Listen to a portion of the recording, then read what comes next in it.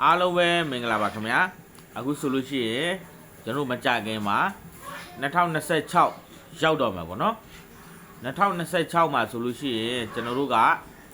ပြုပြင်ရမယ့်ဟာလေးတွေအများကြီးရှိတယ်ပေါ့နော်ကျွန်တော်ပါဝင်ပေါ့နော်ကျွန်တော်ပါဝင်ပြုပြင်ရမယ့်ဟာတွေအများကြီးရှိပါတယ်ဘာတွေပြုပြင်ရမလဲဆိုနံပါတ်1ကတော့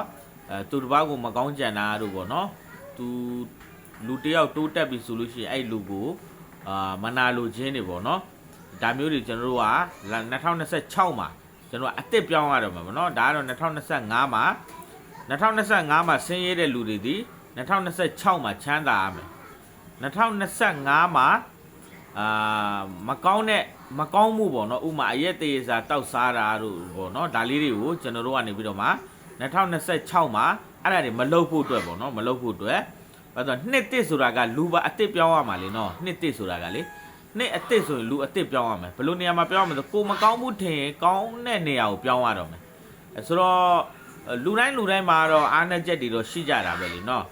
ကျွန်တော်မှလည်းအားနည်းချက်တွေရှိတယ်လူတိုင်းမှာလည်းအားနည်းချက်တွေရှိတယ်ရှိတဲ့ဟာလေးကိုကျွန်တော်တို့ကပြုပြင်ပြီးတော့မှပြောင်းလဲခြင်းတန်ပြီလို့တော့ထင်တယ်ပေါ့နော်ဒါကြောင့်ကျွန်တော်လည်းခွန်အားယူသလိုကျွန်တော်ကိုယ်တိုင်လည်းပြုပြင်ခြင်းသလိုအများမှရှိခဲ့ရင်လည်းပြုပြင်ဖို့အတွက်ကျွန်တော်ဆူတောင်းပေးပါတယ်ခင်ဗျပြီးတော့အလူရှင်များအားလုံးကိုလည်းကျေးဇူးအများကြီးတင်တယ်ပေါ့နော်အခုလိုမျိုးရင်ခွင်သစ်ဒီဂီယာတစ်ခုလုံးကိုအလူရှင်နေနဲ့ပေါ့နော်တိဆောက်ထားတဲ့အလူရှင်တွေရဲ့အရေးနဲ့တိဆောက်ထားတဲ့ဒီဂီယာဒီ2026ရောက်ပြီဆိုရင်ဂီယာကိုလည်းဆူတောင်းပေးကြပါဂီယာမှာရှိတဲ့ကလေးများကိုလည်းဆူတောင်းပေးကြပါပေါ့နော်ကလေးတွေကျမ်းမာရေးကောင်းဖို့ပညာရေးတွေကောင်းဖို့ဉာဏ်ရည်တွေတိုးတက်ဖို့အတွက်ဆူတောင်းပေးကြပါဒီတက်မကကျွန်တော်လုံနိုင်ဖို့အတွက်လည်းဆူတောင်းပေးကြပါပေါ့နော်ဘယ်တော့ပဲ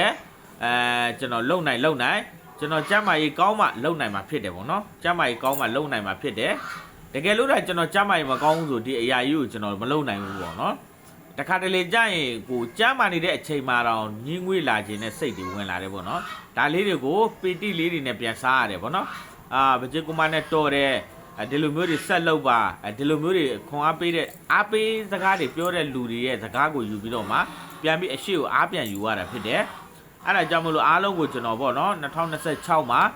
ကျွန်တော်အရက်သေးစာတောက်စားပြီးတော့နှစ်ကိုကြိုဆိုတာမဟုတ်ဘဲနဲ့နော်အရက်သေးစာတောက်စားပြီးတော့နှစ်ကိုကြိုဆိုတာမဟုတ်ဘဲနဲ့ကျွန်တော်တို့ကအရက်သေးစာမတောက်စားဘဲနဲ့ပေါ့နော်ကိုယုံကြည်ရာဖះကိုဆုတောင်း၍ကျွန်တော်တို့ကနေပြီးတော့မှနှစ်တစ်ကိုပြန်ပြီးတော့ပြောင်းဖို့ရန်အတွက်လိုအပ်တယ်လို့ကျွန်တော်လည်းထင်တယ်ကျွန်တော်ကိုယ်တိုင်လည်းထင်တယ်ပေါ့နော်ကျွန်တော်ကိုယ်တိုင်လည်းပြည့်ပြည့်စရာတွေအများကြီးရှိပါတယ်လို့ပြောချင်ပါတယ်ကျေးဇူးတင်ပါတယ်အားလုံးမင်္ဂလာပေါင်းနဲ့ပြည့်စုံကြပါစေခင်ဗျာ